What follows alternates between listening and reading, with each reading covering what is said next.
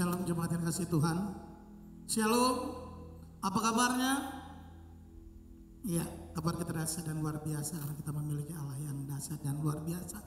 Mari kita siapkan hati kita memulai ibadah kita pagi hari ini. Bersatu kita sama-sama berdoa. Bapa, kami mengucap syukur buat pagi hari ini. Kalau kami boleh Tuhan bisa ada di tempat ini, mulai dari perjalanan hingga kami ada di tempat ini. Dan juga untuk semua keberadaan kami saat ini Tuhan, kami mengucap syukur. Sebab kami tahu Tuhan, kalau kami bisa sampai pada titik ini, pada saat ini, itu semua berkat kemurahan Tuhan saja. Itu berkat curahan kasih karunia dan anugerah Tuhan saja. Untuk itu Tuhan pagi hari ini, kami bawa hati kami bawa hidup kami mau Tuhan memberikan persembahan kami, ucapan syukur kami yang terbaik bagi Engkau Allah yang telah memberikan dan merancangkan semua yang terbaik di dalam kehidupan kami dan pasti menggenapinya. Terima kasih Tuhan, semua berkat kemurahan nama Tuhan saja. Haleluya. Amin. Mari kita angkat pujian ini. Oleh karena kemurahan Tuhan ku ada sampai hari ini. Amin Tuhan. Oleh karena kebaikan Tuhan, janji-Mu terjadi bagiku. Sekali lagi angkat pujian ini segenap hati katakan. Oleh karena kemurahan Tuhan ku ada sampai hari ini. Amin Tuhan. Oleh karena kebaikan Tuhan, janji-Mu terjadi bagiku. Aku percaya Tuhan. Aku percaya berkat-Mu atasku melimpah. Kebajikan, kemurahan selalu mengikutiku. Ku puji, ku sembah Kau Tuhan. Aku percaya, aku percaya berkat-Mu atasku melimpah. Kebajikan, kemurahan selalu mengikutiku. Ku puji, ku sembah Kau Tuhan. Mari kita angkat pujian ini dari awal. Oleh karena kemurahan Tuhan saja. Haleluya. Oleh karena kemurahan Tuhan ku ada sampai hari ini. Amin Tuhan. Terima kasih. Oleh karena kebaikan Tuhan, janji-Mu terjadi bagi. Dengan segenap hati katakan, aku percaya, aku percaya berkat-Mu atasku melimpah. Kebajikan, kemurahan selalu mengikutiku. Ku puji, dengan iman nyanyikan, kami percaya, aku percaya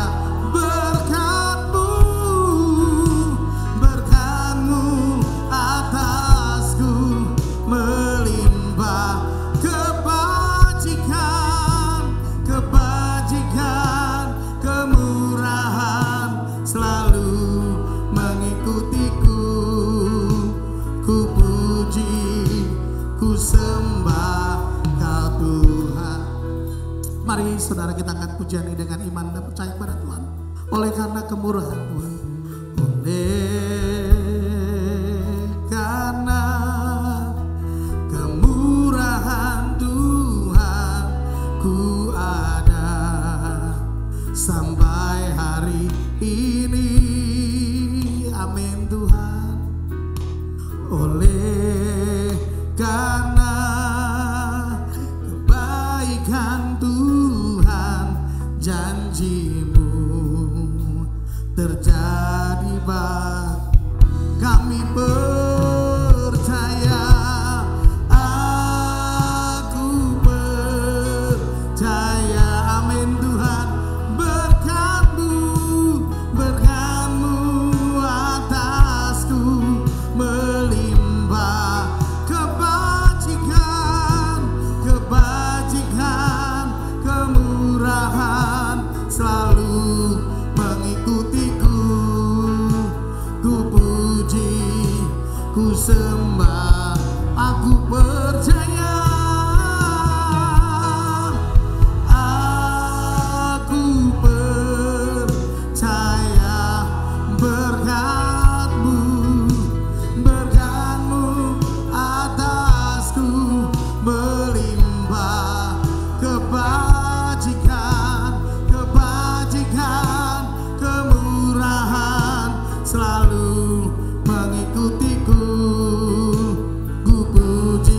Saya undang jemaat Tuhan untuk bangkit berdiri dengan segenap hati, katakan, aku percaya, aku percaya berkat-Mu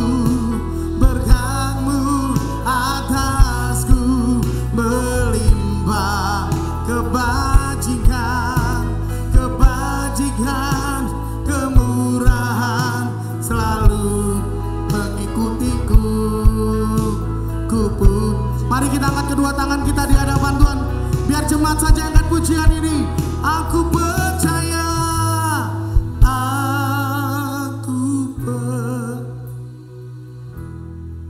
ini pujian umat-Mu pagi hari ini di tempat ini Tuhan. Amin Tuhan. Berkat-Mu, berkat sukacita, damai sejahtera pasti dilimpahkan atas setiap kami Tuhan di tempat ini. Bahkan kebajikan-Mu Tuhan, kemurahan-Mu Tuhan yang akan selalu mengikuti kami Tuhan. Untuk kami memuji dan menyembah-Mu. Sekali lagi jemaat Tuhan saja angkat pujian ini. Aku percaya.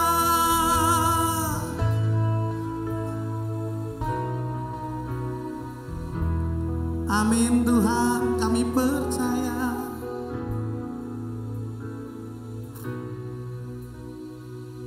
Amin Yesus.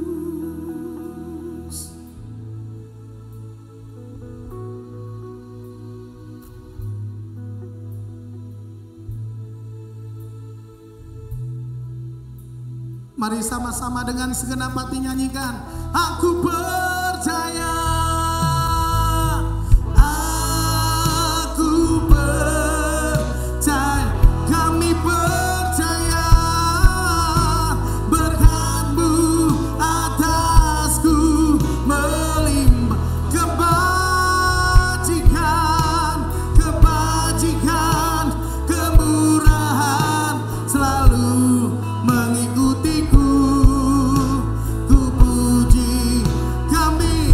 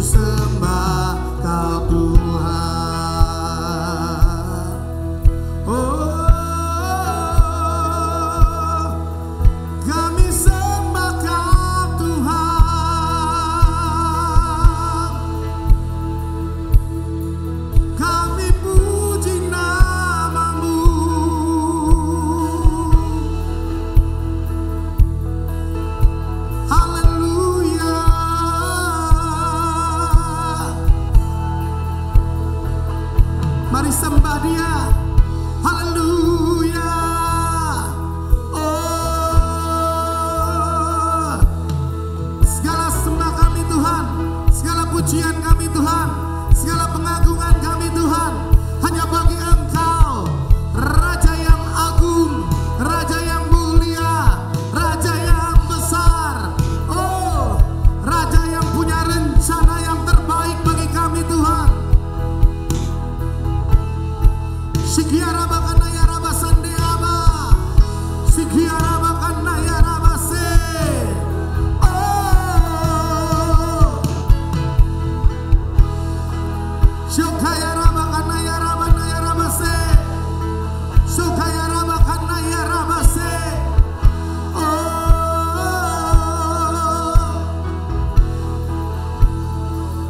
Kau Allah yang besar, ajaib dan mulia. Kau Yesus yang selalu membuatku terpesona. Segala pujian bagimu ya Tuhan. Hanya Kau yang layak doa. Kau Allah yang besar, Kau Allah yang amin. Woo! Haleluya.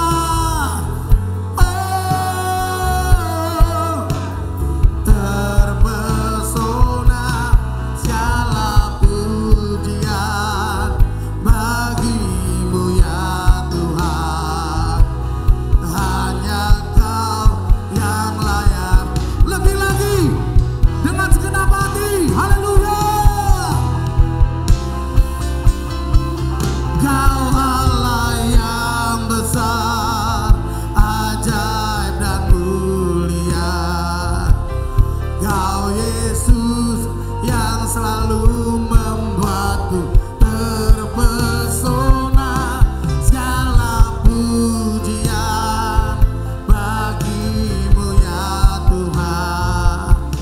Hanya Kau yang layak. Lebih lagi katakan, oh, haleluya. Kau Allah yang besar, ajaib dan mulia. Kau Yesus yang selalu membuatku terpesona. Segala pujian bagimu ya Tuhan. Hanya Kau yang layak Tuhan. Hanya Kau yang layak Tuhan. Hanya Yesus, hanya Kau yang layak ku agungkan.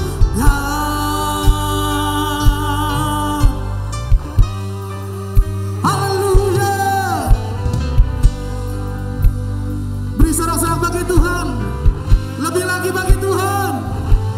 Katakan haleluya.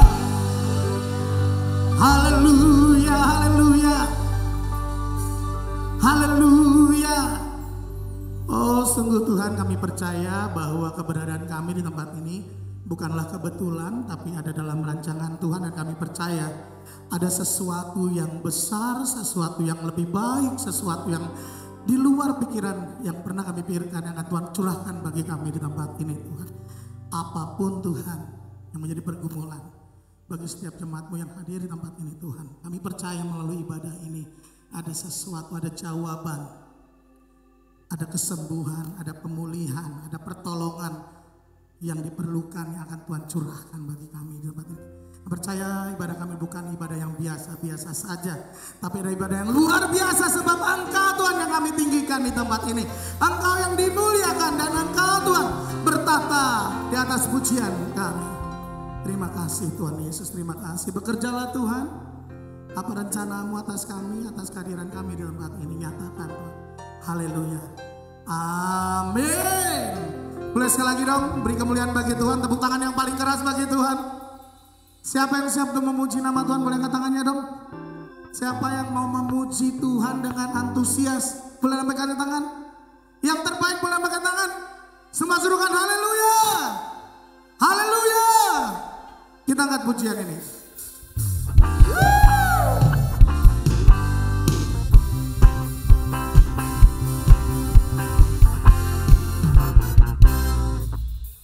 Segala puji syukur hanya bagimu Tuhan. Haleluya.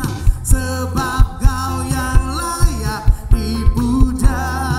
Kami mau bersorak, kami mau bersorak, tinggikan namamu.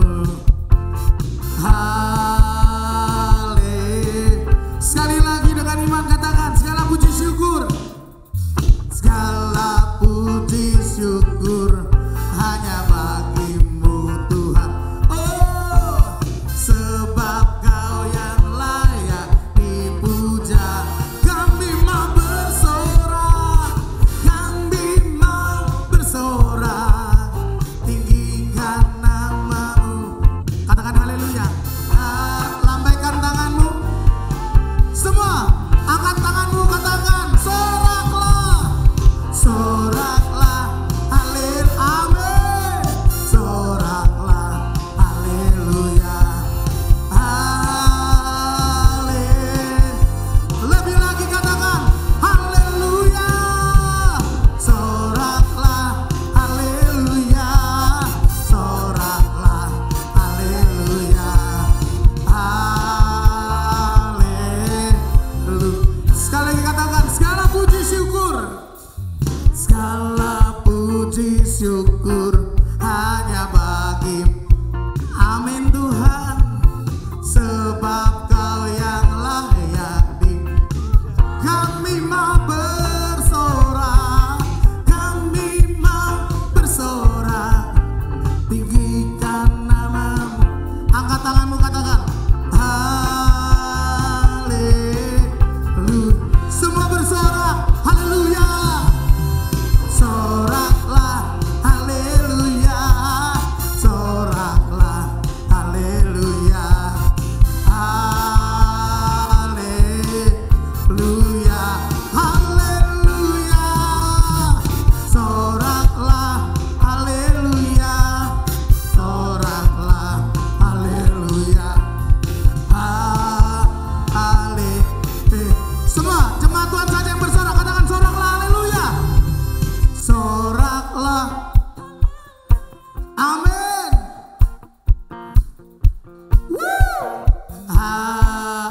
Lebih antusias lagi buat Tuhan, katakan soraklah, soraklah, haleluya. Amin Tuhan.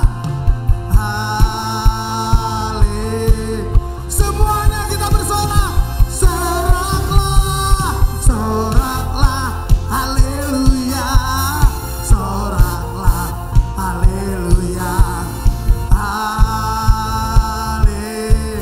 oh soraklah, soraklah, haleluya. Soraklah, haleluya, haleluya.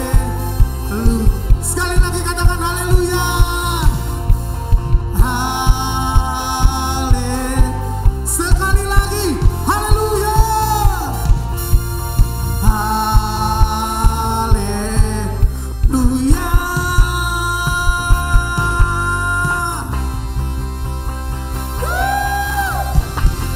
Haleluya. Masih semangat memuji Tuhan saudaraku? Yang semangat semua sorakan haleluya. Semua tepuk tangan di atas kepala dong. Semua tepuk tangan di atas kepala. Semua tepuk tangan di atas kepala.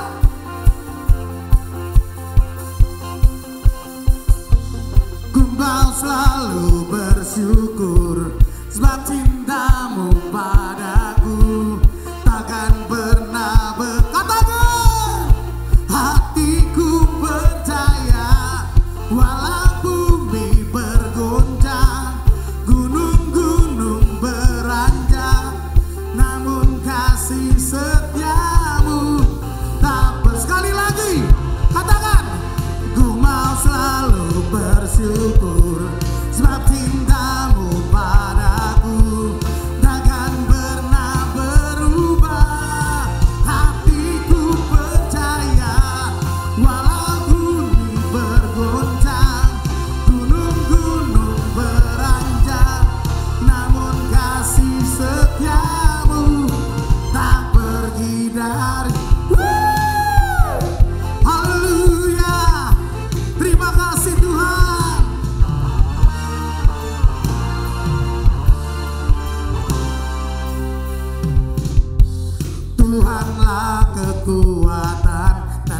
jamurku.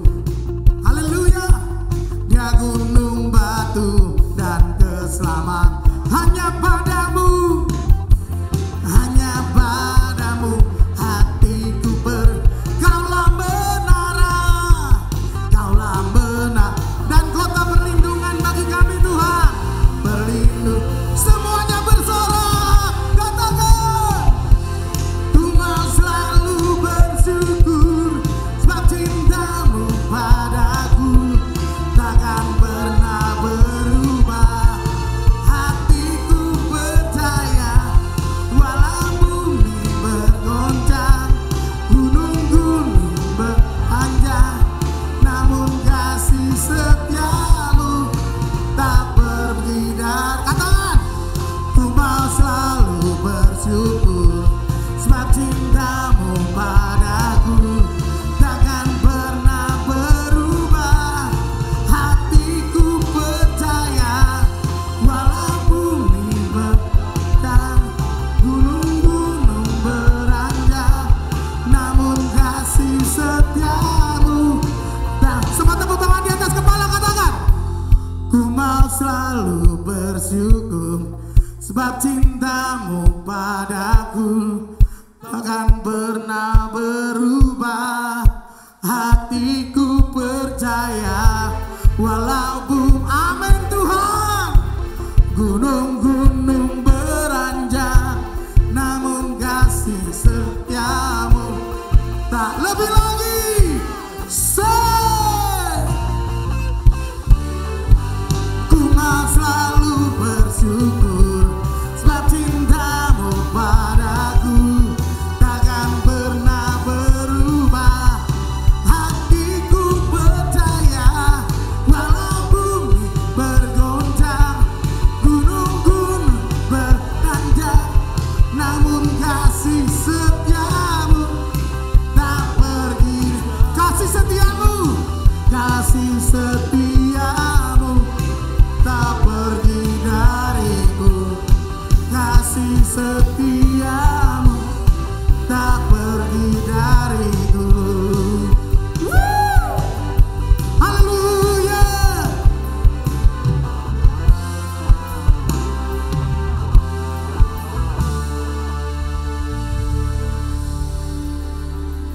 Silakan duduk jemaat yang kasih Tuhan. Saudara, saya diingatkan, apapun keberadaan kita saat ini, semerah, sehitam apapun dosa yang kita pernah berbuat, percayalah Tuhan telah menebus.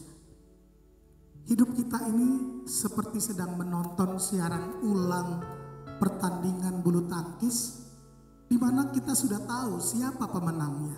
Siapa pemenangnya? Kita semua adalah pemenangnya.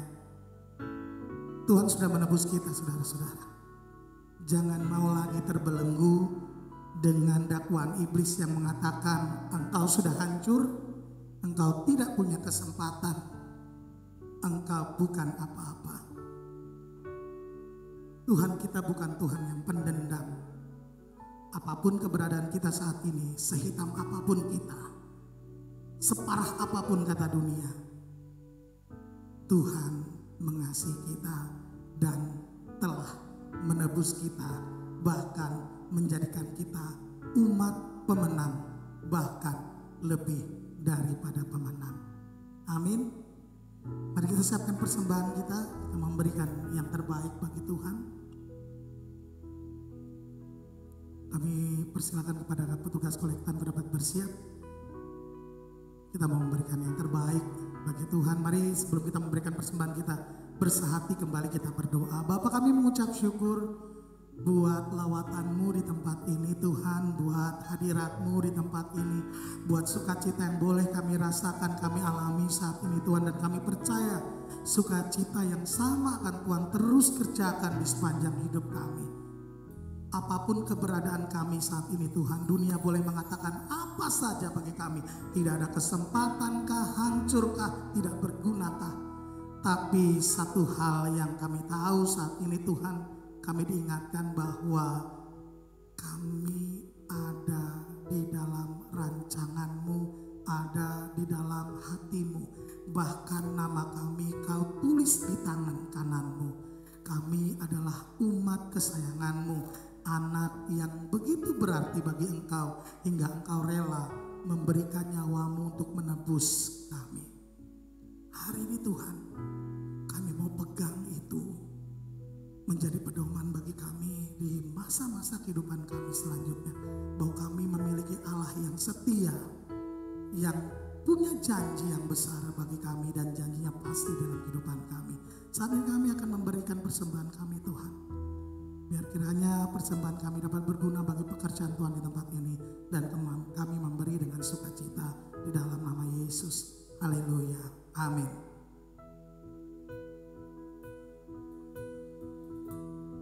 Mungkin ada di antara Bapak dan Ibu yang saat ini mengalami dan memiliki pergumulan, yang rindu memiliki jawaban. Percayalah bahwa Tuhan punya rencana yang besar atas hidupmu. Bahwa waktu Tuhan adalah waktu yang terbaik, tidak pernah terlalu cepat dan tidak pernah terlambat. Dia pasti menolong Bapak dan Ibu sekalian. Jika Bapak dan Ibu mengangkat pujian ini dengan hati dan iman percaya, percayalah jawaban itu akan segera Tuhan berikan bagi Bapak dan Ibu sekalian. Haleluya. Bila kau izinkan sesuatu terjadi, ku percaya semua untuk kebaikanku. Bila nanti telah tiba waktumu, ku percaya kuasa-Mu memulihkan hidupku. Waktu Tuhan pasti yang terbaik, walau kadang tak mudah dimengerti. Amin Tuhan. Lewati cobaan,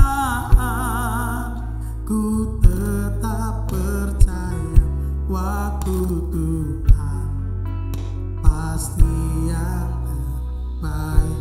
Mari kita angkat pujian ini dengan iman percaya kepada Tuhan. Haleluya.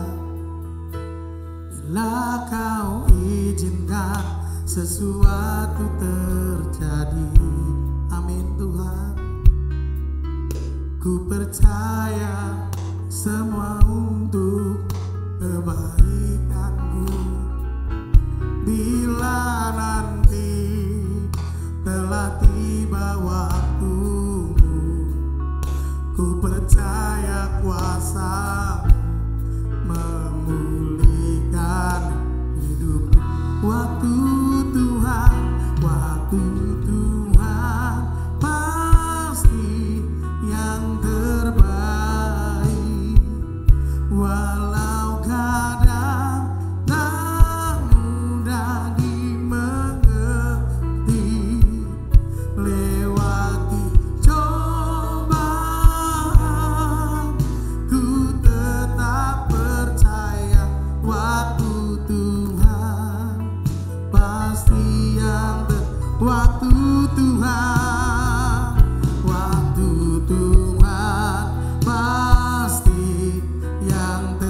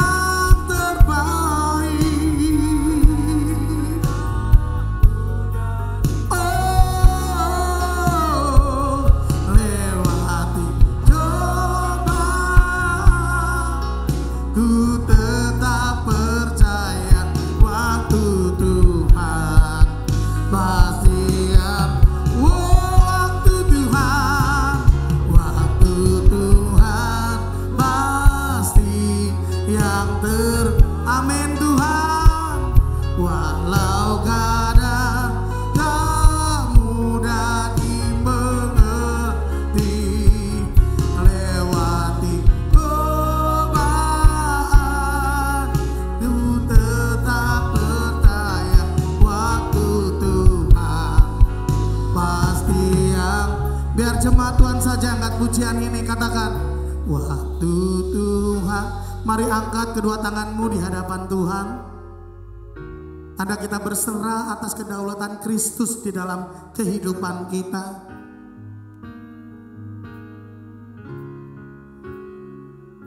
Lewati cobaan, ku tetap percaya waktu Tuhan pasti yang sekali lagi biar jemaat Tuhan saja. Waktu Tuhan. Ini iman percaya kami Tuhan, bahwa Engkau tidak akan pernah terlalu cepat, Engkau tidak pula terlambat untuk menolong kehidupan kami. Bahwa jalan-jalan-Mu adalah jalan yang terbaik Tuhan. Sekalipun kami sulit untuk mengerti, tapi kami tetap mau percaya Tuhan. Dengan segenap hati nyanyikan, oh waktu Tuhan, oh yang terbaik,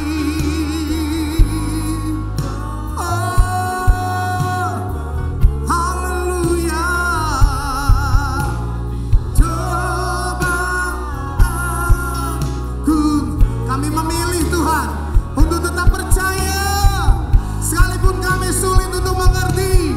Oh waktu Tuhan, waktu Tuhan pasti yang terbaik.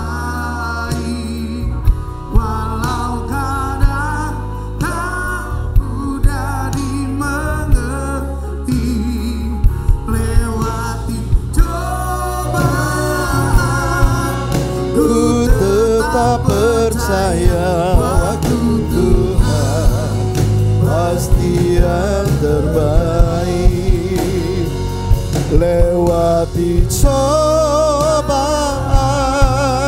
ku tetap percaya waktu Tuhan pasti yang terbaik. Sekali lagi katakan, lewati cobaan, ku tetap percaya waktu Tuhan pasti yang terbaik.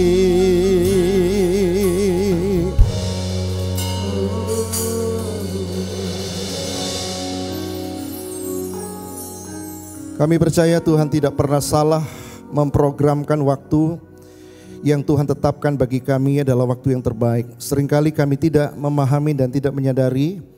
Kami seringkali ingin mendesak Tuhan segera, secepatnya apa yang kami inginkan.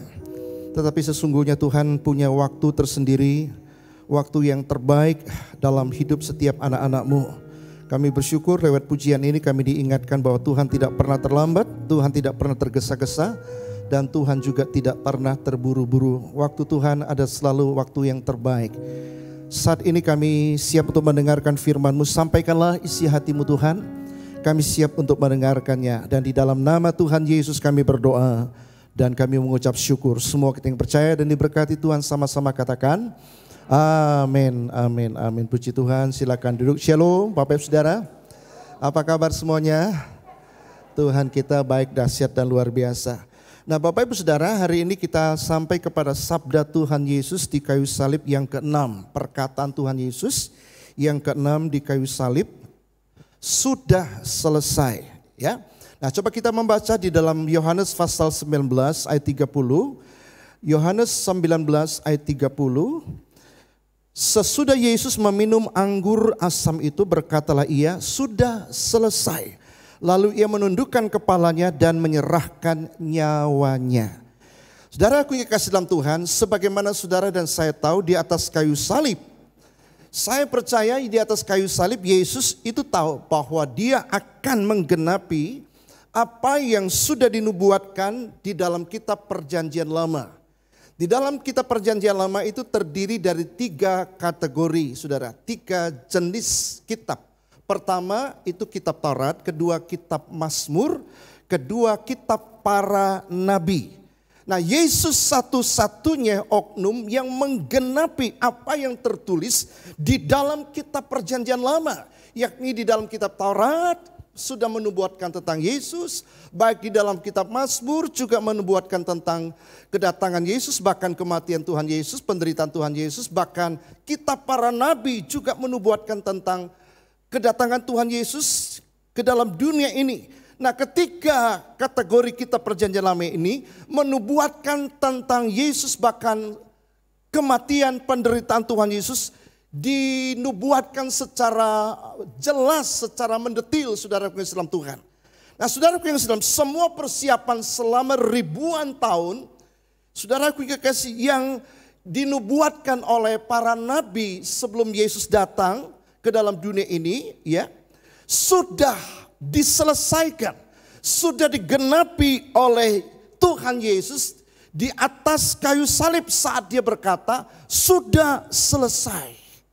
Nah, inilah perlunya kita mempelajari apa sih makna perkataan Tuhan Yesus yang keenam. Dia berkata sudah selesai itu. Nah, kita mau belajar, saudara. Pertama, kata sudah selesai dalam bahasa Inggris dia menggunakan it's finished, saudaraku yang sedang Tuhan. Dalam teks Yunani, saudaraku yang kekasih, dia menggunakan kata tetelestai. Nah, saudara, kata ini menggunakan bentuk perfect tense yang menunjukkan suatu tindakan yang terjadi di masa lampau, suatu tindakan yang terjadi di masa lampau, telah diselesaikan di masa lampau, ya 2000 tahun yang lalu kan Yesus mati, saudara, ya. Dan hasilnya dari tindakan itu tetap ada dan tetap berlaku sampai hari ini. Jadi apa yang Tuhan Yesus lakukan 2000 tahun yang lalu sudah diselesaikan sampai hari ini, sampai seterusnya akan datang, saudaraku yang Islam Tuhan. Jadi sekali dia lakukan itu untuk selama-lamanya, itu artinya sudah selesai, artinya tetelestai. Saya kasih contoh, saudara. Saya telah lulus sekolah dasar, ya. Katakanlah saya lulus tahun 70-an atau tahun 80, saudaraku yang Islam Tuhan. Ya, ketika orang meminta persyaratan mana ijazahnya, ya, saya tunjukkan bahwa saya sudah pernah lulus, SD, SMP, SMA. Saudaraku yang kasih dalam Tuhan. Dan bukti itu kuat. Tidak perlu lagi orang, kami nggak percaya. Kami perlu kamu sekolah lagi, sekolah dasar. Nggak berlaku itu, saudara. Karena telah lulus, sudah selesai SD. Mana buktinya? Ini ijazahnya, kira-kira seperti itu. Jadi perkataan Tuhan Yesus kata sudah selesai, itu menunjukkan bahwa dia telah menyelesaikan karya penebusannya 2000 tahun yang lalu. Ya, berlaku enggak sampai hari berlaku? Berlaku enggak? Ya akan datang berlaku. Sama saja, saudaraku yang dalam Tuhan, ya. Saudara punya ijazah SD tahun kapanpun, ketika dibutuhkan, saudara tinggal tunjukkan, ya, tidak ada satu instansi yang berkata, oh saya nggak percaya ini, saya ragu, saya perlu kamu sekolah lagi ya, ulangi, nggak bisa, saudara. Kematian Tuhan Yesus di atas kayu salib pun sekali cukup untuk selama-lamanya berlakunya. Nah itu artinya, saudara, ya. Nah kalau kita melihat banyak sekali ya kata yang digunakan perfect tense dalam bahasa Yunaninya, misalnya dalam Matius 4 ayat 4 ada tertulis, harusnya bukan ada tertulis, telah tertulis. Ya, sudah tertulis. Ya, bukan ada tertulis kapan kita nggak tahu, tapi lebih tajamnya itu telah tertulis. Demikian juga dalam Efesus 2 ayat 8, sebab kasih karunia kamu diselamatkan. Kata telahnya hilang, saudara, ya. Mestinya kata telah itu ada. Kalau saudara baca di dalam Efesus 2 ayat 8, saudara baca sekarang, sebab kasih karunia kamu diselamatkan, kata telahnya hilang. Harusnya kata telah itu ada. Itu maksudnya, saudara. Jadi kata telah itu menunjukkan bahwa sudah terjadi. Ya, keselamatan itu sudah diberikan karena kamu beriman kepada Yesus Kristus. Jadi maksud daripada kata sudah selesai ini, artinya penebusan itu sudah dilaksanakan.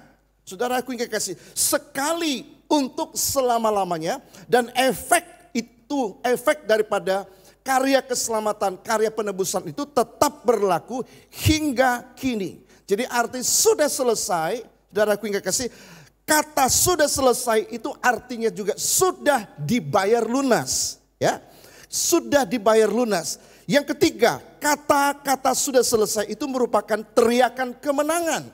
Kemenangan total. Kemenangan yang tidak ada bandingnya. Saudaraku yang kekasih, Yesus sudah melakukan sebuah ketaatan sampai selesai. Selama 33,5 tahun, saudara, Yesus telah menang. Dia bertahan, dia berjuang melawan dosa, melawan iblis, melawan pencobaan. Dan dia tidak pernah didapati dia jatuh ke dalam pencobaan. Sekalipun dia dicobai, itu Yesus. Artinya dia sudah selesai melaksanakan apa yang direncanakan Bapaknya ketika datang ke dalam dunia. Dia katakan, it's finished, sudah selesai, sudah menang. Jadi teriakan kata sudah selesai itu bukan teriakan kekalahan. Bukan teriakan bahwa sesuatu yang dia mengalami sebuah penderitaan yang sangat amat dalam. Sebuah teriakan kemenangan total. It's finished, tetelestai, sudah selesai. Nah, saudara yang kasih dalam Tuhan, kalau saudara memperhatikan secara seksama di dalam perkataan Tuhan Yesus, perkataan yang pertama, sabda yang pertama, Bapa ampunilah mereka karena mereka tidak tahu apa yang mereka perbuat. Nah, ini adalah ungkapan kasih yang tiada bandingnya. Di tengah-tengah penderitaan siksaan yang begitu hebat di atas kayu salib, dia mengungkapkan kasihnya. Dia katakan, Bapa, ampunilah mereka karena mereka tidak tahu apa yang mereka perbuat. Biasanya manusia ketika dalam keadaan penderitaan yang sangat berat, yang keluar adalah cacian, umpatan, makian. Tapi Yesus di atas kayu salib, di tengah-tengah penderitaan yang sangat hebat, dia mengungkapkan kasih yang luar biasa. Kasih yang tidak pernah ada bandingnya. Saudaraku yang kasih. Nah, ungkapan yang keempat. Ketika di atas kayu salib, Allahku, Allahku mengapa engkau meninggalkan aku. Ini adalah ungkapan siksaan yang tiada bandingnya. Jadi kita melihat penderitaan Tuhan Yesus di atas kayu salib itu lengkap. Siksaan seperti ada di neraka. Allahku, Allahku mengapa engkau meninggalkan aku. Orang ketika di neraka, dia akan berteriak, Tuhan, Tuhan, Tuhan mengapa engkau meninggalkan aku. Dia akan menyesali semua yang dia perbuat di dunia ini. Mengapa dulu orang menawarkan Injil, saya menolaknya. Mengapa dulu orang ajak saya ke gereja untuk mengenal Yesus, saya menolaknya. Teriakan-teriakan mengapa, namun tidak ada jawaban, saudara. Karena sudah terlambat, pintu anugerah sudah ditutup. Nah, Yesus ketika di atas kayu salib, dia mewakili orang yang berdosa, mengalami siksaan yang berat. Dia berteriak, Allahku, Allahku mengapa engkau meninggalkan aku. Dan sabda yang keenam, perkataan Tuhan Yesus yang keenam, sudah selesai. Ini adalah ungkapan kemenangan yang tiada bandingnya, saudara. Pekerjaan Bapa yang diserahkan kepada Yesus sudah diselesaikan secara sempurna. Itu sebabnya Tuhan katakan sudah selesai. Murka Allah sudah selesai. Tidak ada lagi penghukuman bagi orang-orang yang percaya kepada Yesus Kristus. Karena sudah selesai ditanggung oleh Tuhan Yesus di atas kayu salib. Nah, sekarang pertanyaannya, apa yang sudah selesai? Kita akan sedikit mendetil di sini, saudara. Walaupun saya tidak banyak menyampaikannya, cukup hanya 2 poin saja, saudara. Yang pertama, apa yang selesai ketika Tuhan Yesus berkata sudah selesai. Yang pertama, penebusan dosa.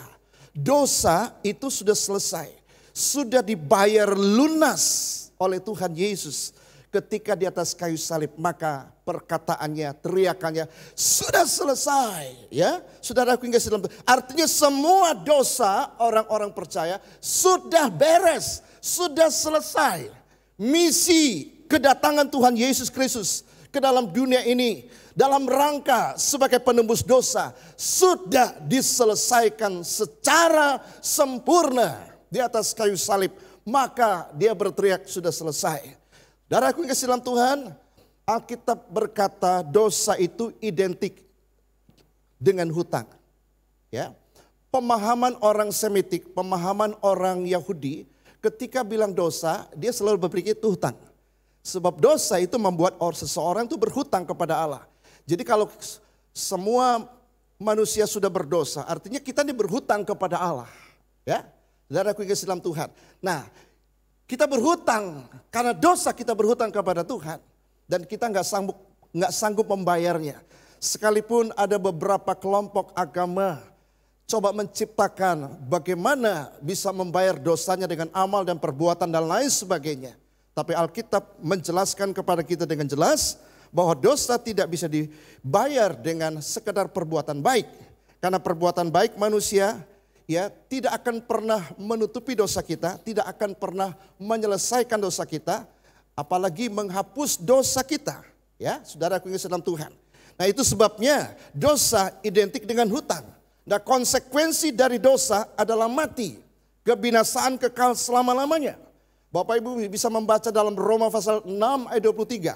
Karena upah dosa adalah maut, tetapi karunia Allah ia adalah hidup yang kekal. Jadi upah dosa adalah kematian, kebinasaan kekal selama-lamanya.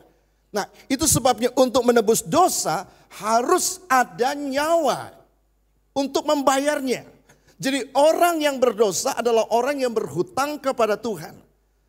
Allah menetapkan alat pembayaran yang sah untuk membayar hutang dosa itu adalah darah. Saudara, ketika darah ditumpahkan, nyawa akan dikorbankan. Nah, kalau saudara membaca dalam kitab Imamat pasal 17 ayat 11, karena nyawa makhluk ada di dalam darahnya, jadi nyawa itu identik darah. Di dalam nyawa, di dalam darah ada nyawa. Ya, dan aku telah memberikan darah itu kepadamu di atas mezbah untuk mengadakan pendamaian bagi nyawamu. Ya. Darah untuk mendamaikan. Saudara, darah siapa yang mendamaikan dosa manusia? Ya, adalah darah Yesus. Karena darah mengadakan pendamaian dengan perantaraan nyawa. Nah, saudara, kalau saudara membaca dalam Efesus 1 ayat 7, sebab di dalam dia dan oleh darahnya, ayat ini menunjuk kepada Yesus, dan oleh darah Yesus kita beroleh penebusan, yaitu pengampunan. Jadi melalui darah Yesus, pengorbanan Tuhan Yesus di atas kayu salib, kita memperoleh penebusan dosa. Sekaligus dosa kita diampuni menurut kekayaan kasih karunia-Nya. 1 Korintus 6 ayat 20, kita melihat lagi ayat ini. Sebab kamu telah, bukan akan, telah dibeli dan harganya telah lunas dibayar. Saudara aku kekasih, saudara dan saya, hidup saudara dan saya sudah dibeli dan harga dosa saudara dan saya itu sudah lunas dibayar. Kapan Tuhan Yesus membayar dosa saudara dan saya? Ketika di atas kayu salib. Pada waktu dia mengeluarkan kata sudah selesai. Artinya dosa manusia sudah selesai. Sudah beres. Sudah ditebus. Sudah ditanggung di dalam tubuhnya. Lewat kematiannya di atas kayu salib. Karena itu muliakan Allah dengan tubuhmu. Saudara, kalau mengerti kebenaran ini, saudara akan berpikir bagaimana hidup kita selalu memuliakan Tuhan. Saudara dan saya adalah orang yang sudah ditebus dosanya, ya sudah beres dosa saudara dan saya, karena dosa saudara dan saya sudah ditransfer, ya. Saudara aku ingin kasih, semua dosa orang percaya ditransfer kepada juru selamat kita, Yesus Kristus. Makanya di dalam kitab Yesaya pasal 53 ayat yang ke-6 dikatakan Tuhan telah menimpakan kejahatan kita kepada Yesus Kristus. Jadi Tuhan Yesus menanggung timpaan dosa kita. Dia tidak berdosa, dijadikan dosa. Makanya seolah-olah dosa kita diambil, ditimpakan kepada Yesus. Sehingga Yesus harus menanggung dosa kita di atas kayu salib. Dan Yesus rela menanggungnya di atas kayu salib. Dia berkata sudah selesai. Apanya selesai? Dosa saudara dan saya sudah selesai. Jadi kalau kita hidup dalam konteks perjanjian lama, kalau kita hidup di perjanjian lama saudara ya, sekarang kita hidup di zaman anugerah. Di kitab perjanjian baru, setelah perjanjian baru Yesus mati, kita hidup zaman anugerah. Kalau kita kembali kepada hidup di perjanjian lama, setiap setahun sekali orang-orang Yahudi, ya, saudara aku ingin kasih, mereka harus membawa domba yang tak bercacat celah. Nah, domba yang tak bercacat celah itu mereka harus bawa itu diseret ke hadapan imam. Imam itu akan memeriksa domba yang akan dipersembahkan oleh orang yang berdosa ini, mulai dari ujung kepala sampai ke ujung kaki. Dan domba itu tidak boleh sedikit pun ada cacatnya. Nah, domba ini adalah gambaran anak domba Allah yang menggambarkan Yesus Kristus yang tanpa dosa, tidak bercacat celah sedikit pun. Nah, sebagai orang berdosa hidup di perjanjian lama, saya membawa domba tersebut setelah diperiksa oleh para imam. Imam itu mengatakan bahwa domba ini memenuhi syarat. Lalu, saudara aku yang kasih dalam Tuhan, imam itu akan menumpangkan tangan, ya. Imam itu suruh orang berdosa itu menumpangkan tangan. Misalnya dikatakan ini domba, saudara. Ya, saya orang Yahudi yang hidup di perjanjian lama. Ini gambaran bagaimana cara orang perjanjian lama menyelesaikan dosa setiap setahun sekali. Tidak berlaku selama-lamanya. Setiap setahun sekali mereka harus membawa domba yang tak bercacat celah di hadapan imam. Ketika imam memeriksa domba yang tidak bercacat celah, maka imam akan menyuruh saya, kamu tumpangkan tangan. Apa maksud menumpangkan tangan? Supaya dosa saya sepanjang tahun ini transfer. Dipindahkan. Dipindahkan kemana? Dipindahkan ke domba yang tak bercacat. Jadi yang menanggung dosa saya ini adalah domba yang tak bercacat. Nah, domba yang tak bercacat menanggung dosa saya yang dipindahkan ke dalam tubuhnya. Ini gambaran Yesus Kristus. Ketika saya menumpangkan tangan, semua dosa saya sepanjang tahun itu pindah ke atas tubuh dari domba itu. Setelah itu, imam akan beri saya sebuah pisau. Lalu saya akan korbankan. Jadi, domba yang tak bercacat celah dibunuh, dikorbankan karena saya yang berdosa. Dosa saya pindah ke tubuhnya dan cara menyelesaikannya domba ini harus mati. Ya, darahnya harus tertumpah. Dia harus mati. Setelah darahnya tertumpah, setelah disembelih mati, lalu darahnya diambil oleh imam, dibawa ke atas mezbah untuk dipersembahkan. Lalu saya boleh pulang dengan bebas sebagai orang yang dosanya sudah ditutup selama 1 tahun. Jadi kita melihat Yesus di atas kayu salib berkata, it's finished. Sudah selesai. Tetelestai. Dosa umat manusia sudah aku tanggung. Sudah ditransfer ke dalam tubuhku. Dan aku menanggungnya di atas kayu salib.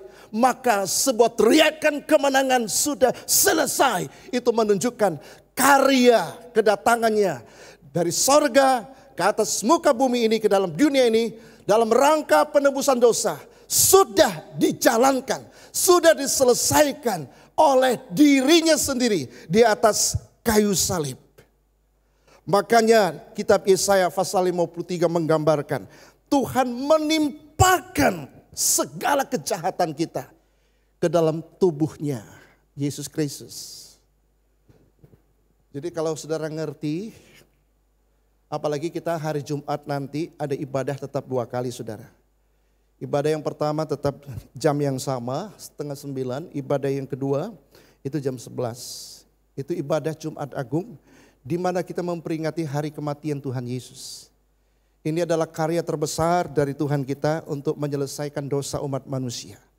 Sebagai orang percaya, sebagai orang beriman, sebagai orang Kristen, tentu kita akan sangat amat menghargai dan menghormati pengorbanan Tuhan Yesus.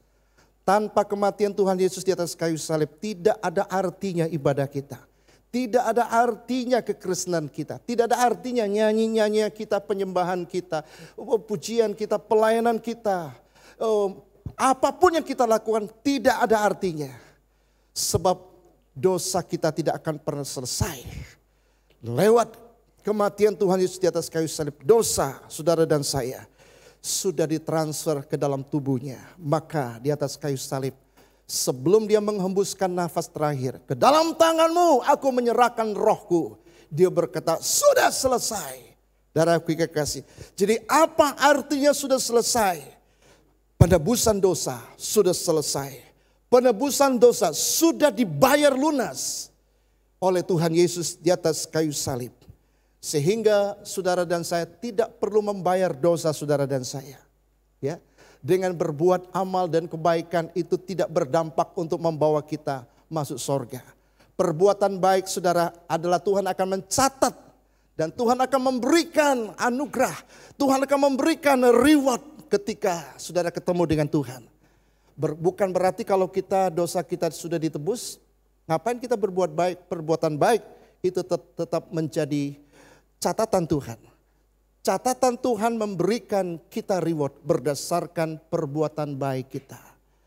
Sementara dosa kita ditebus bukan berdasarkan perbuatan baik kita. Dosa saudara dan saya ditebus berdasarkan anugerah Tuhan.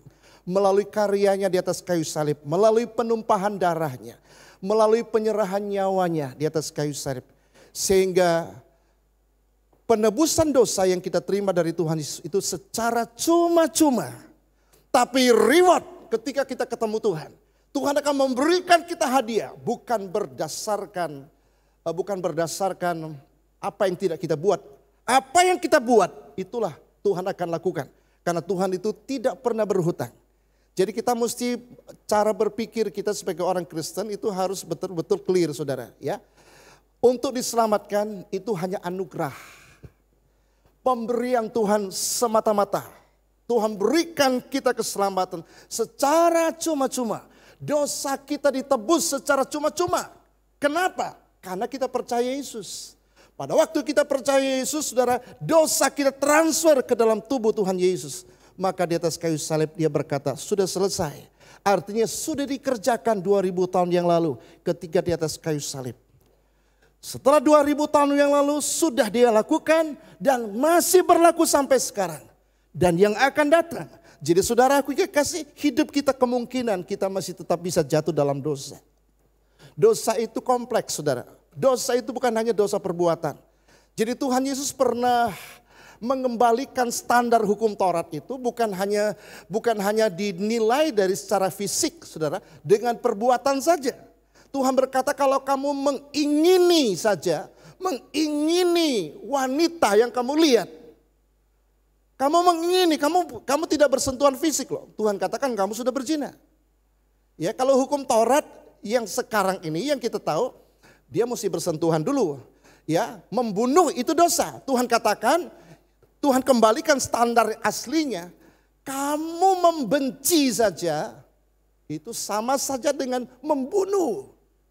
Nah kalau begitu standar hukum Taurat ya ditegakkan oleh Tuhan Yesus. Tolong tanya kepada saya, manusia mana yang sanggup memenuhi tuntutan hukum Taurat agar kita bisa diselamatkan? Kalau ada manusia yang sanggup melakukan seluruh tuntutan hukum Taurat, Tuhan Yesus tidak mungkin datang ke dalam dunia ini. Karena Tuhan melihat masih toh ada manusia yang sanggup melakukan hukum Taurat. Berarti manusia yang berjuang untuk menyelamatkan dirinya. Kita bertengger aja di atas di sorga, ngapain mesti datang ke dalam dunia.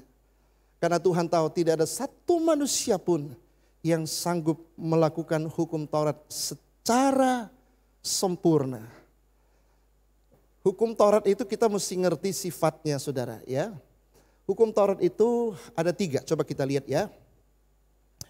Yang kedua, saya langsung masuk ke dalam poin ini saja. Hukum Taurat itu saudara apa yang diselesaikan? Yang pertama dosa kita selesai. Kedua, hukum Taurat. Hukum Taurat yang berhubungan dengan upacara-upacara seremonial keagamaan. Nah kita lihat di dalam ayatnya dulu. Efesus 2 ayat 15. Ayat ini seringkali menjadi ayat yang kontradiksi ya. Ada orang enggak suka dengan Rasul Paulus, ada orang bilang Rasul Paulus ini bertentangan dengan Tuhan Yesus. Tapi sebenarnya tidak saudara ya. Rasul Paulus menjelaskan ini ya. Tapi kalau kita mau belajari secara sungguh-sungguh kita baru tahu. Ayat ini berkata sebab dengan matinya siapa? Matinya Tuhan Yesus. Sebagai manusia Tuhan kan tidak bisa mati. Untuk bisa mati Tuhan harus jadi manusia. Nah itu maksudnya saudara. Maka Tuhan kita berinkarnasi jadi manusia. Sebab dengan matinya Tuhan Yesus sebagai manusia, ia telah membatalkan, perhatikan kata membatalkan hukum Taurat. Hah? Hukum Taurat dibatalkan? Tunggu dulu saudara ya. Dengan segala perintah dan ketentuannya untuk menciptakan keduanya menjadi satu manusia baru di dalam dirinya. Dan dengan itu mengadakan damai sejahtera. Nah, mengapa kematian Tuhan Yesus membatalkan hukum Taurat? Ayat ini kan yang ngomong saudara. Nah, kita perlu menggali saudara. Apa maksud dengan matinya Tuhan Yesus di atas kayu salib dia katakan selesai? Berarti dia juga membatalkan hukum Taurat. Hukum Taurat yang mana? Nah, sekarang kita belajar secara mendetil saudara. Hukum Taurat itu ada 3 bagian. Ya, ada 3 jenis saudara. Yang pertama hukum moral. Nah, hukum moral yang selalu kita tahu itu adalah 10 hukum itu kan. Apa itu? Jangan ada padamu Allah lain di hadapanku. Yaitu hukum yang pertama dan yang terutama. Yang kedua, jangan membuat patung yang menyerupai apapun saudara. Baik yang ada di atas langit maupun yang ada di bawah atau di bawah air. Dan sujud menyembah kepadanya tidak boleh, itu hukum kedua. Lalu hukum ketiga itu mengatakan jangan menyebut nama Tuhan Allahmu dengan sembarangan. Makanya orang Yahudi gak berani menyebut nama Tuhan Allah sembarangan. Makanya ketika mereka ingin nyebut nama Tuhan, mereka sebut Adonai. Nama Tuhan itu disingkat dengan huruf mati semua. Huruf mati betul ya. YHWH. Nah, oleh orang-orang menerjemahkan itu Yahweh atau Yehova, Yahweh. Orang Yahudi sendiri pun tidak berani menyebutkan Yahweh. Karena nama ini terlalu kudus untuk disebut. Karena mereka pegang hukum Taurat. Jangan ya menyebut nama Tuhan Allahmu dengan sembarangan. Makanya mereka gak berani nyebut. Sebab YHWH. Ya. Lalu diterjemahkan Yahweh. Kita tanya sama orang Yahudi.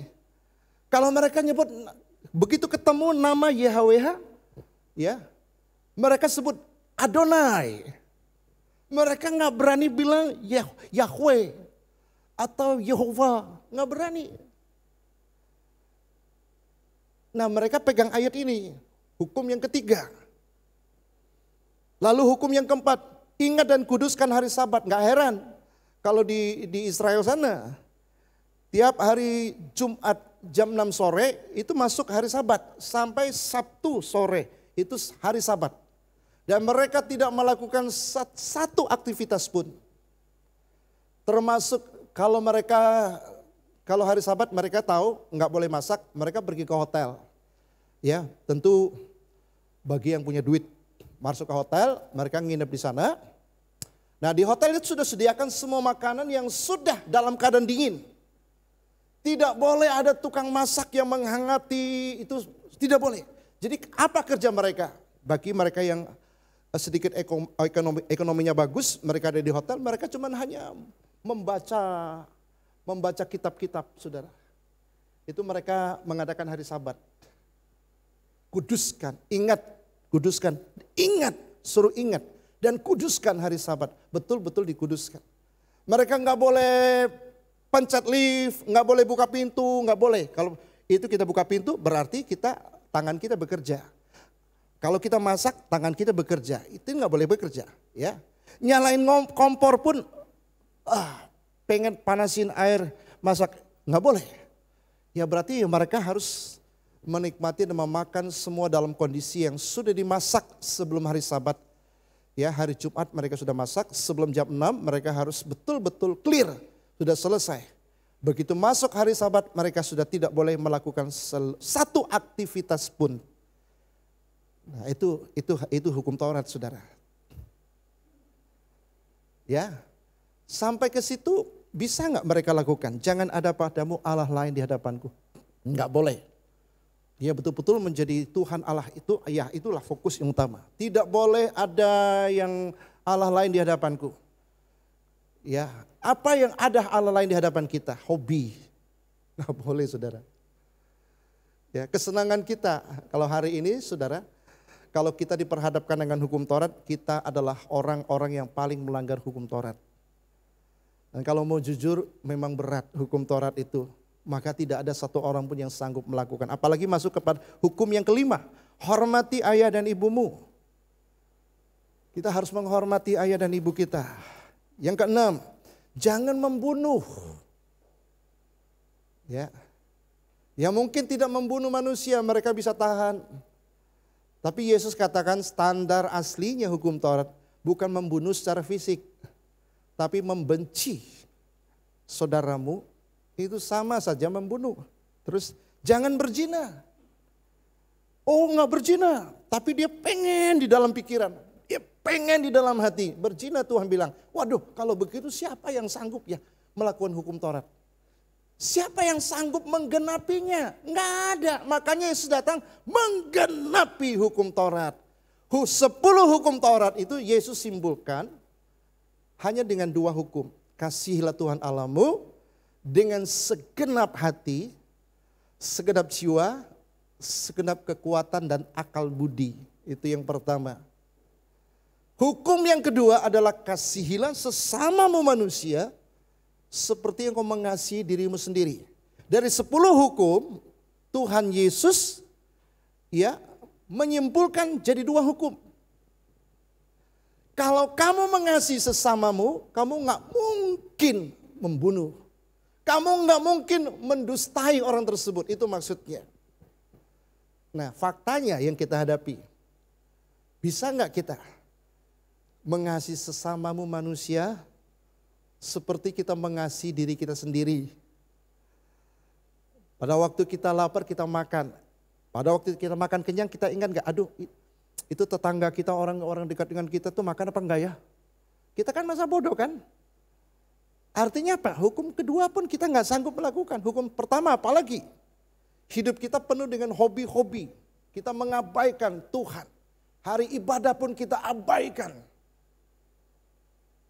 Kita pergi mengikuti kesenangan-kesenangan daging kita. Kita sudah menabrak hukum ini, saudara. Tuhan Yesus tidak membatalkan 10 hukum Taurat, tapi Tuhan Yesus menggenapi.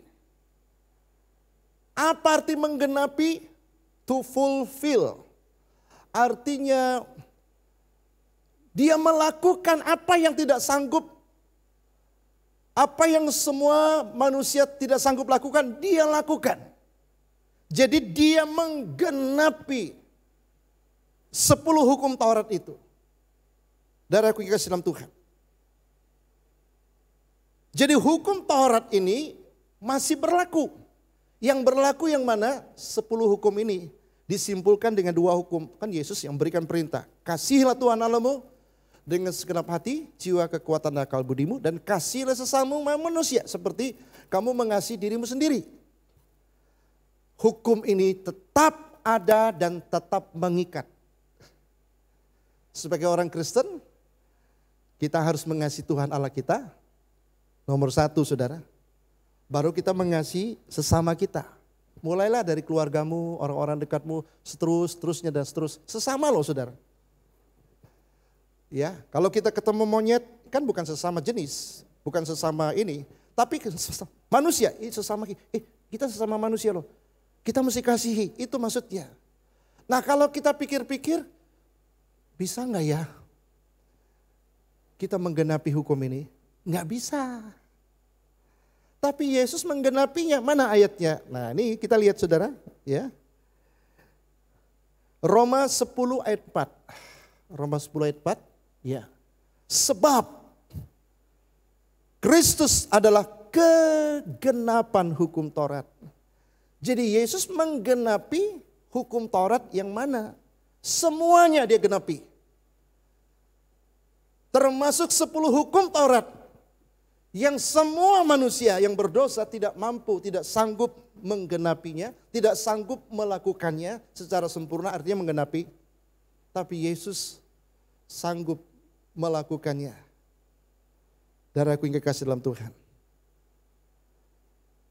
Nah, yang kedua, hukum yang kedua itu hukum seremonial. Tadi kita kembali, kita melihat hukum Taurat itu terdiri dari 3 bagian. Pertama hukum moral. Hukum moral ini sifatnya mengikat, menetap dan mengikat. Semua orang Kristen harus tetap menghormati hukum ini. Mengasihi Tuhan, mengasihi sesama. Mengasihi Tuhan Allah kita dan mengasihi sesama. Lalu hukum Taurat yang kedua, bagian yang kedua itu hukum seremonial. Hukum seremonial itu hukum keagamaan, upacara-upacara. Ya. Nah, kalau orang-orang Yahudi dulu kalau mereka mau beribadah, ya hukum yang berhubungan dengan persembahan korban binatang. Mereka tuh harus bawa korban. Nggak ada ibadah mereka datang dengan tangan hampa. Mereka harus membawa korban binatang. Saudara bisa baca di dalam Imamat pasal pertama sampai pasal 12. Dan apalagi hukum seremonial. Semua orang Yahudi itu harus disunat, tidak boleh tidak. Terus apalagi hukum seremonial, hukum tentang makan halal dan haram. Oh ini halal, ini haram, ini haram, ini halal. Nah hukum-hukum ini tentang pakaian-pakaian harus seperti apa itu diatur saudara. Itu hukum Taurat juga. Kalau kita melanggar hukum ini, artinya kita melanggar semuanya. Berat nggak? Berat banget orang hidup di bawah hukum Taurat. Tapi ketika Tuhan Yesus mati di atas kayu salib dikatakan sudah selesai, sudah lunas, sudah digenapi, ya, sudah dibayar lunas, sudah selesai. Apanya sudah selesai? Hukum Taurat itu sudah dibatalkan. Apa yang dibatalkan? Hukum seremonial. Sehingga tidak ada lagi orang Kristen kalau ke gereja bawa-bawa binatang. Saudara bawa korban apa? Korban syukur, pujian, penyembahan kita. Pelayanan ini juga korban syukur kita. Lalu saudara bawa korban persembahan, saudara berikan untuk pekerjaan Tuhan dan untuk Tuhan. Jadi saudara nggak perlu seret-seret binatang, cari binatang yang tak bercacat celah, nggak perlu, nggak berlaku lagi saudara. Itu sudah dibatalkan oleh penulisnya sendiri yaitu Yesus Kristus. Dan hukum yang ketiga yang Tuhan Yesus batalkan, saudaraku yang kekasih. Hukum yudisial, hukum yang berhubungan dengan sanksi-sanksi. Setiap orang yang melanggar hukum, itu ada hukumnya.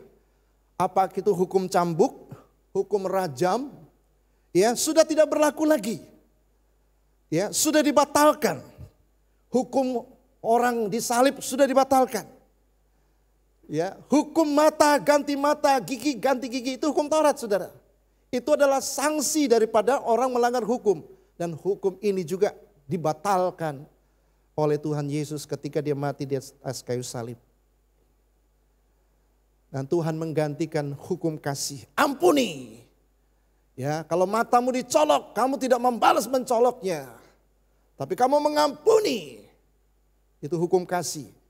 Maka Tuhan Yesus menyimpulkan hanya cuma dua hukum yang berlaku atas hidup orang percaya yang mengikut Yesus. Hukum kasih yang pertama, nomor satu yang harus kita kasih adalah Tuhan kita Yesus Kristus. Yang kedua adalah mengasihi sesamamu manusia seperti dirimu sendiri. Jadi kalau kita totalkan tiga jenis hukum ini, mampukah manusia menyempurnakannya, melakukannya secara sempurna? Tidak juga, saudara.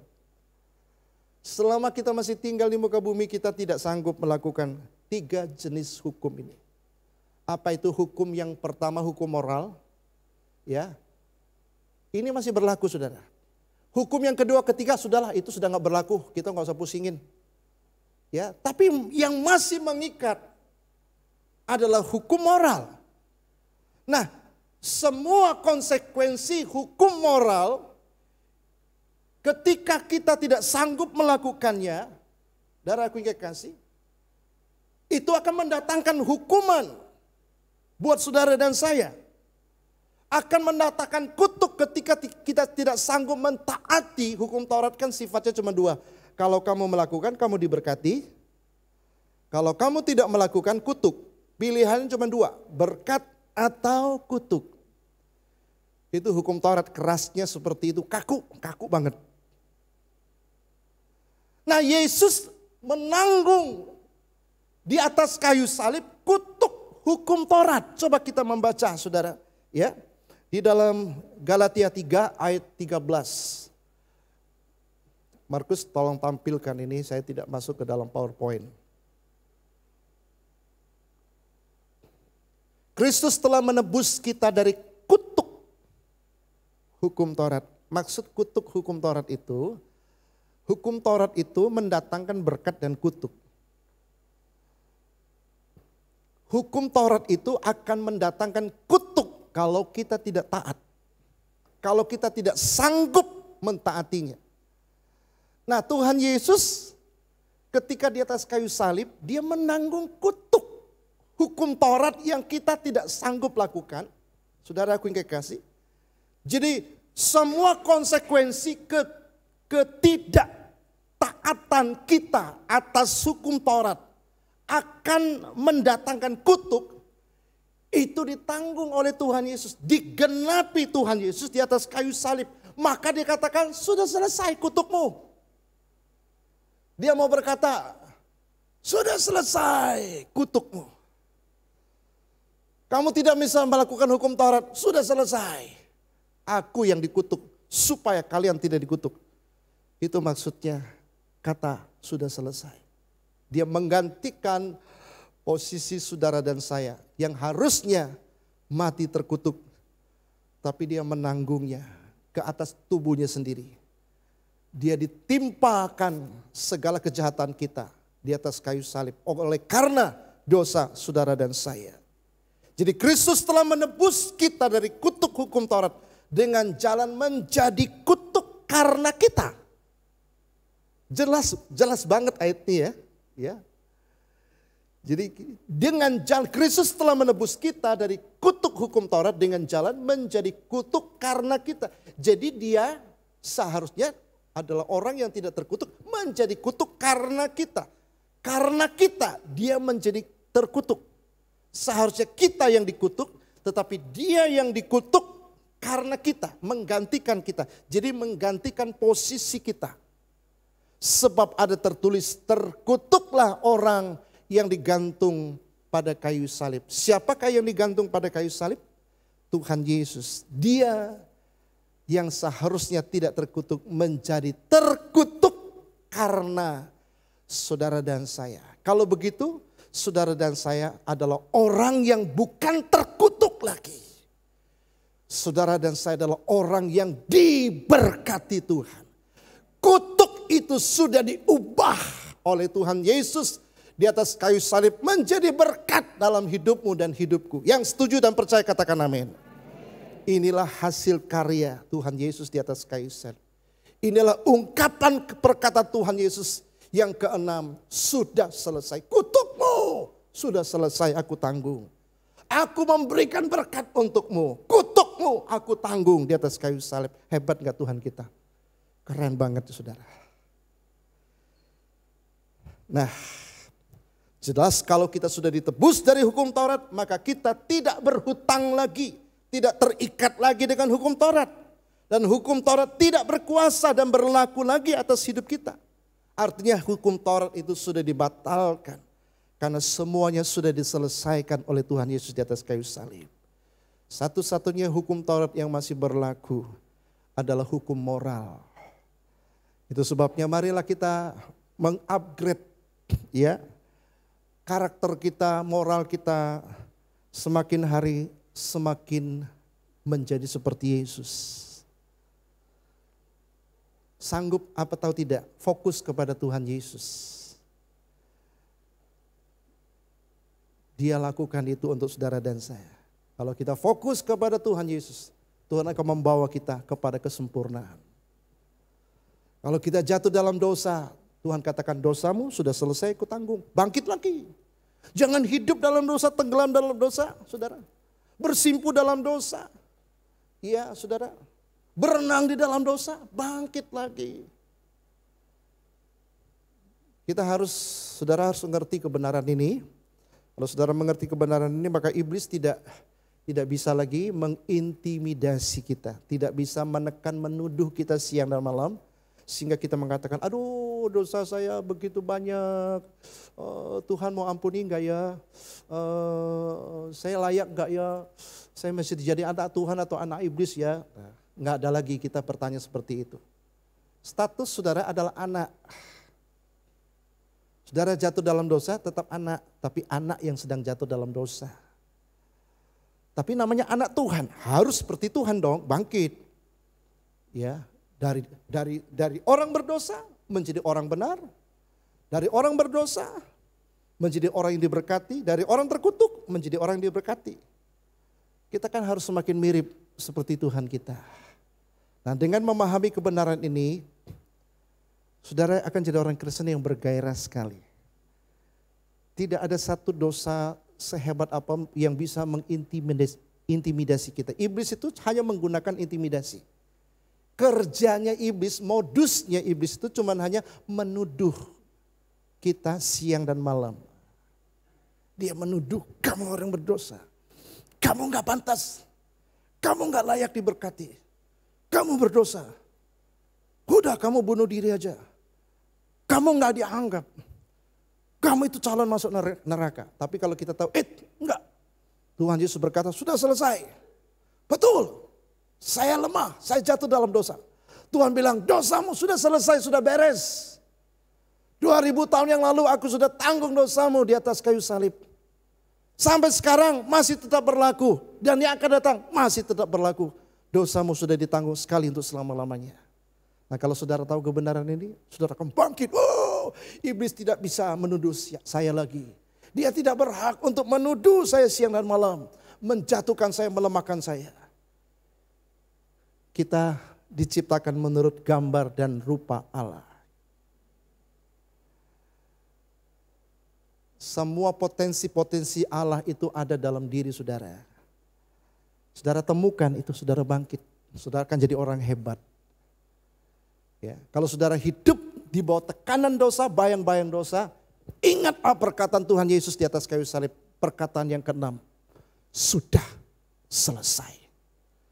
Dosa kita sudah ditransfer ke dalam tubuh Tuhan Yesus. Di atas kayu salib dia katakan, kutuk dosamu sudah kutanggung. Dosa masa lalumu, dosa sehitam apapun dosamu, sudah aku tanggung di atas kayu salib. Dan aku bilang sudah selesai nak. Amin Bapak Ibu Saudara. Mari kita bangkit berdiri saudara.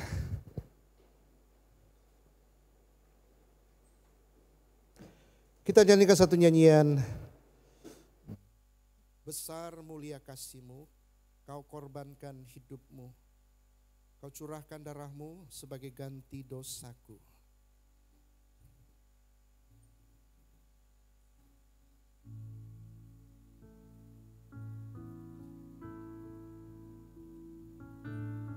Terima kasih Tuhan.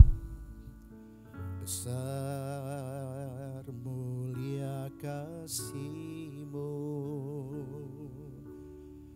Kau korbankan hidupmu, curahkan darahmu sebagai ganti dosaku. Kau berikan harapan di dalam kesesakan.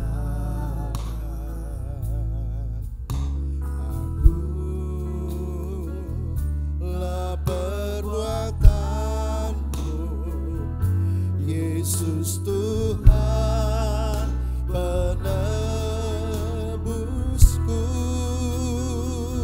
Karena kasih-Mu yang selamatkanku, menyucikan dan menebus hidupku.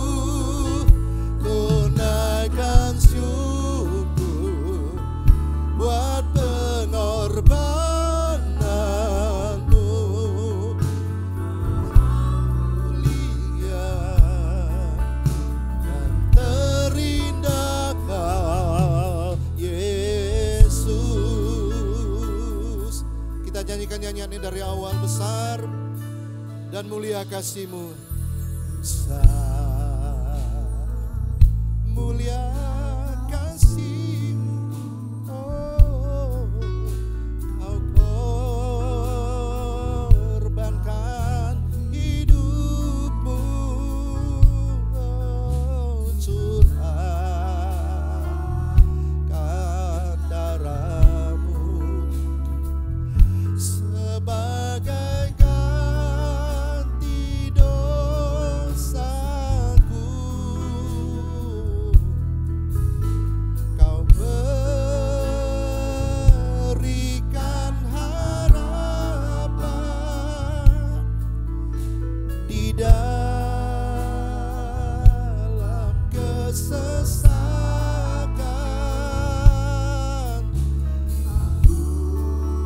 Akulah perbuatanmu, Yesus Tuhan penebusku. Karena kasih-Mu yang selamatkanku, menyucikan dan menebus hidupku. Ku naikkan syukur buat pengorbanan-Mu, Maha mulia dan terindah Kau, Yesus. Oh, yeah. Menyucikan dan menebus hidupku. Kenaikan syukur buat pengorbanan-Mu, Maha mulia dan terindah Kau, Yesus. Sekali lagi katakan, karena kasih-Mu yang selamatkanku, menyucikan dan menebus hidupku. Ku naikkan syukur buat pengorbanan-Mu, Maha mulia dan terindah Kau, Yesus. Oh, Maha mulia dan terindah Kau, Yesus. Oh, Maha mulia dan terindah Kau, Yesus.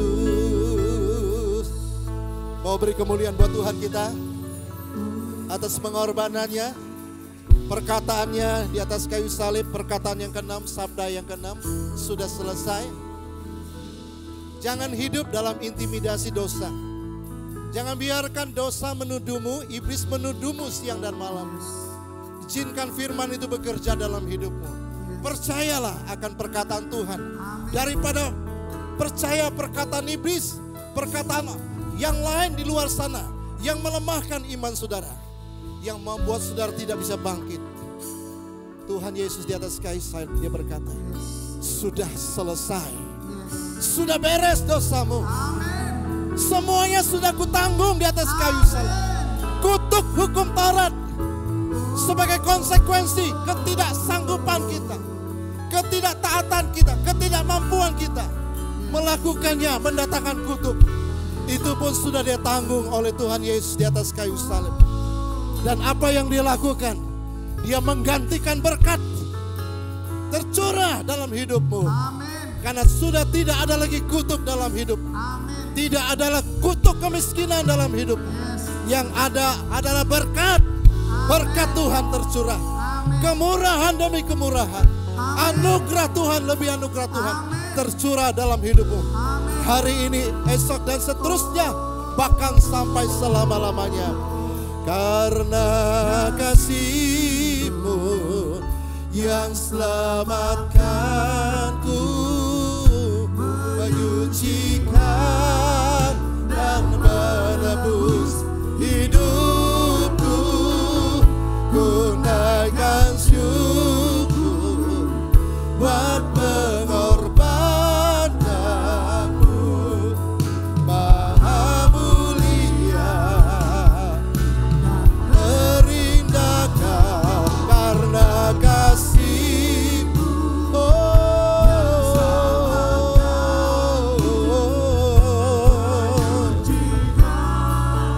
Dan menebus hidupku. Terima kasih Tuhan. Terima kasih Tuhan Yesus. Maha mulia, terindah Kau Yesus. Maha mulia dan terindah Kau Yesus.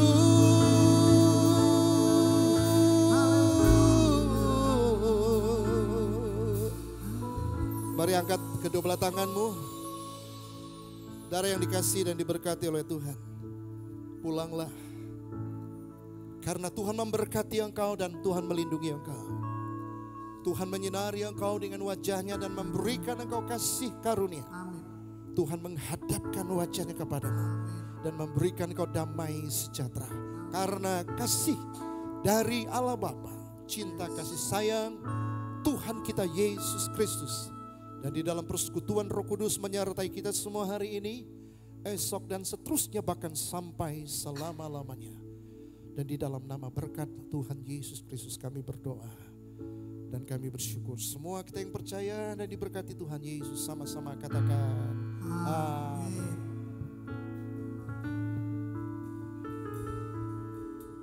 Ya, diumumkan juga kepada jemaat bahwa tanggal 2 April ya kita juga ada ibadah Jumat Agung ya. Ibadah pertama pukul 8.30 pagi dan ibadah kedua pukul 11 pagi. Terima kasih.